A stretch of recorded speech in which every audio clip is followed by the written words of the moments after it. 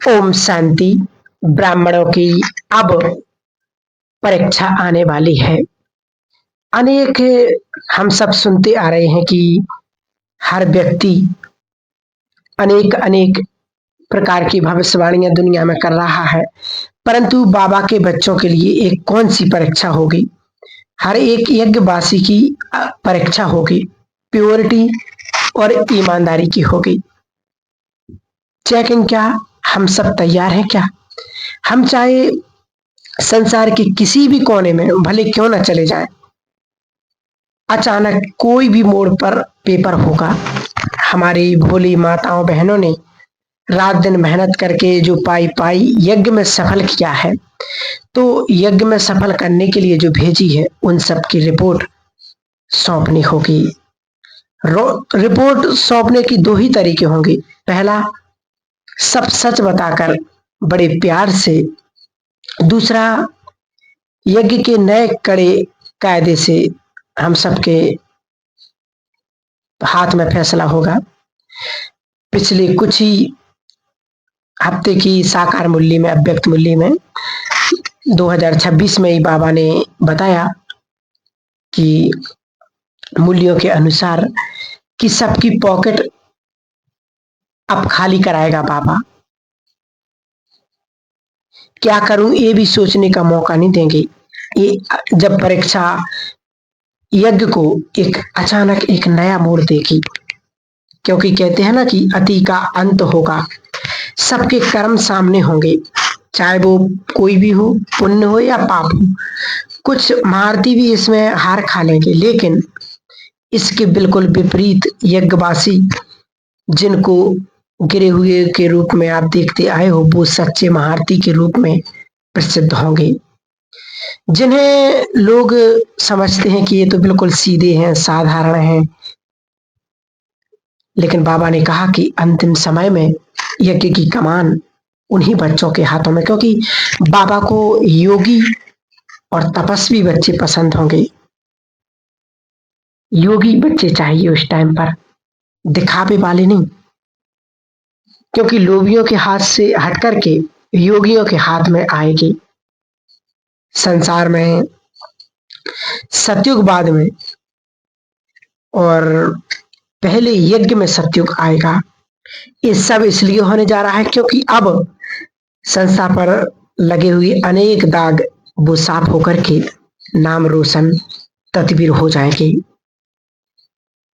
करनी के फल से कौन बच पाएगा? सोचो, हमारे प्यारे भाइयों और बहनों, बदनाम करने वालों को ठिकाना कहाँ मिलेगा? इसके विपरीत नाम करने वालों का नाम भगवान और दुनिया के दोनों के दिलों में होगा। अभी भी लास्ट चांस है प्यारे भाइयों और बहनों। जाने अनजाने में जो भी छोटी बड़ी भूलें हुई हैं, आज और अभी बाबा के सामने सब रख दीजिए और आपके हमजिन्स को भी ये सूचित कर दीजिए, ताकि किसी को भी उसकी टेढ़ी नजरों का सामना ना करना पड़े। इसलिए बाबा हम बच्चों को बहुत सुंदर सुंदर शिक्षाएं दे रहे हैं। आजकल तो ब्राह्मणों में भी एक रीति रस्म चालू हो गया है। आजकल ब्राह्मण भी मॉडर्न होते जा रहे हैं। बाबा की धारणा को भी फैशनल बना दिया है। धीरे धीरे कहाँ से रस्म रिवाज चालू कर दी है किसी को कोई पता नहीं, लेकिन कुछ ऐसा वायरस घुस गया है जिससे खाने पाने की धारणा बहुत कम कर दी हैं। अपने मन के द्वारा अनेक प्रकार की बातें बना दी हैं। अब और ये समझने लगे हैं कि अब मशीन के द्वारा जो बनाया हुआ है वो तो खा सकते हैं, वो तो बहुत अच्छा है। और आज के संसार में 80% मशीन के द्वारा बनाई हुई चीजें आ रही हैं। मशीन के ब्रेड, मशीन के पनीर, चॉकलेट, कई प्रकार की चीजें लोग खा रहे हैं। सोचो, ऐसा रीति रस्म चलता जा रहा है। मतलब ये सोच रहे हैं कि अब ये सब कुछ लिया जाता है। कईयों ने तो बहुत सारी लिस्ट लगा दिया, अचार वगैरह, पता नहीं क्या क्या लोग खाने लगे हैं। ये सब किसने और कब अलाउ किया? ये किसी ने किया नहीं। बाबा की ये श्रीमत नहीं है। बाबा ने कभी कहा ही नहीं कि बच्चे ऐसा खा सकते हो। भगवान ने उस टाइम साकार में भी बाबा जिस बच्चे की जो ज़रूरत होती थी या जिस बच्चे को जैसी समस्या में, प्रॉब्लम में, किस प्रकार किस बच्चे का प्रॉब्लम है, उस अनुसार बाबा श्रीमत देते थे। परंतु आज हर बच्चा, हर बाबा के बच्चे उस खान-पान की श्रीमत को तोड़ते जा रहे हैं। क्योंकि बाबा ने तो कहा ही है कि जैसा-जैसा अंत का समय नज़दीक आएगा, वैसे-वैसे बच्चों की स्थिति, बच्चों की बुद्धि, सोच, समझ सब कुछ एक गिरता जाएगा। इसलिए विशेष सभी भाई-बहनें इस बात पर अब ध्यान देंगे कि हमें करना क्या है, क्योंकि बाबा ने तो स्पष्ट कर दिया है कि बच्चे अब वो समय आ रहा है, सबकी परीक्षाएँ होंगी। कोई ये मत समझे कि अब मेरी परीक्षाएँ नहीं होंगी या मैं तो बहुत अच्छे से चल रहा हूँ, लेकिन समय ऐसा आएगा कि छोटे-छोटे पाप कर्म ही वो बड़े-बड़े धर्मराज के रूप में दिखाई देंगे। इसलिए बाबा तो कहते हैं कि बच्चे अपने आप को अब सँभालने की बहुत-बहुत ज़रूरत है।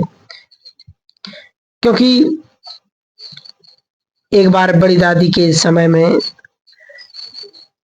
इस प्रकार क्लास में कहा था कि यदि कोई को बहुत दिनों के लिए सफ़र में जाना है और जहाँ कुछ पकाने का साधन नहीं है और बिल्कुल भूखे रहने का चांस आ गया है, तो ऐसे टाइम पर ब्रेड और मक्खन लिया जा सकता है। या फिर कोई माताएँ जो ज्ञान में चलते-चलते बूढ़ी हो गई हैं, बीमार लाचार हो गई हैं, तो उनको दादी ने कहा था कि कभी बीमारी और लाचारी हालत में बहू के हाथ का खा सकते हैं, या बहुत बीमारी आ गई तो ब्रेड दूध के साथ खा सकते हैं। और हम सब जानते हैं कि इस बात को सबने अपने अंदर ले लिया है कि ये तो बाबा ने अब सबके लिए कह दिया है। लेकिन बाबा ने सावधानी दी कि बच्चे ये श्रीमत सबके लिए नहीं है, क्योंकि अब ये 5000 साल का खेल पूरा हो रहा है। हम सब आत्माओं को अब संपन्न बन करके घर जाना है, क्योंकि कोई आगे जाएगा, कोई पीछे जाएगा, कोई किसी कारण से तो कोई किसी कारण से। लेकिन जो महान योगी हैं तो 108, लेकिन बाबा ने कहा उसमें भी कुछ कुछ महान आत्माएं प्रकृति को शांत करेंगी अपने योग बल के द्वारा, अपने तपोबल के द्वारा। उस टाइम मनुष्यों को भिन्न भिन्न तरह की मदद करेंगे। देह छोड़ने में भी मदद करना है, क्योंकि आज भी बाबा ने कहा है आने वाले समय में स्वयं की भी मदद करनी पड़ेगी और दूसरों की भी मदद करनी पड़ेगी। ऐसा हमें योग का प्रैक्टिस करना है। अब समय, आज तो बाबा ने मुरली में बिल्कुल स्पष्ट कहा कि बच्चे अंतिम समय चल रहा है और आने वाला अंतिम समय कैसा होगा, तो उसकी अनेक प्रकार के रूप होंगे, जिसमें प्राकृतिक आपदाएं सबसे ज्यादा, और प्राकृतिक में भी अर्थक्वेक और जल, इसका ज्यादा प्रभाव होगा। क्योंकि आज संसार में सबसे ज्यादा यदि दूषित किया है या सबसे ज्यादा उसका जो दुरुपयोग किया है तो वो है जल और पृथ्वी। आज लोग कितने पाप कर्म करते जा रहे हैं, इसलिए अब कौन क्या कर रहा उसके बारे में ना सोच करके अपने पुरुषार्थ को हम बहुत तीव्र बनाएंगे। और रोज 5 बार बाबा को अपने घर में जरूर बुलाइएगा, क्योंकि समय अब बहुत नजदीक आ रहा है। तो हम सभी, इसलिए बाबा ने ही तो कहा है कि अपने घर के वाइब्रेशंस को बहुत सुंदर बनाना है, क्योंकि विनाश के वाइब्रेशंस को वो वापस कर देंगे। जब आपका योग की स्थिति बहुत सुंदर होगी तो कैसा भी सामने विनाश हो रहा होगा, आप उस विनाश की ज्वाला को, आप उस विनाश की रफ्तार को कम कर देंगे। आपके ऑटोमेटिक, आपके मस्तक से, आपके नैनों से वो पवित्र वाइब्रेशंस चारों ओर फैलेंगे और अपने आप सब कुछ अच्छा होने लगेगा और आपका परिवार एकदम सेफ रहेगा। तो बाबा ने कहा बड़े बड़े चमत्कार होने वाले हैं आने वाले समय में। और उन बच्चों के होंगे जिन्होंने बाबा के लिए कुछ किया है, उसकी मदद की, जिन्होंने बाबा से बहुत प्राप्त कर लिया है और जो मोह माया में उलझे रह गए, जिन्होंने कहीं भी अपने को उलझा दिया, भटका दिया, जो दुनिया की मारामारी में, इस भागदौड़ में, कंपटीशन में और कंपनियों में उलझ कर रह गए, बाबा ने कहा वो खाली रह जाएंगे। अंत समय में उन्हें बहुत पश्चाताप होगा। इसलिए समय से पहले बाप दादा ने बहुत ही सुंदर इशारा दिया है।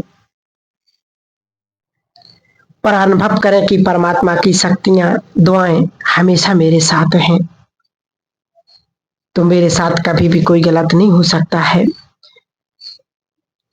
इसलिए तो बाबा कहते हैं कि आप पुरुषार्थ करो, क्योंकि बाबा मूल्यों में भी बार बार कहते कि बच्चे और टू लेट मत हो जाना। और टू लेट का मतलब ये है कि आप पुरुषार्थ करना चाहोगे परंतु नहीं कर पाओगे।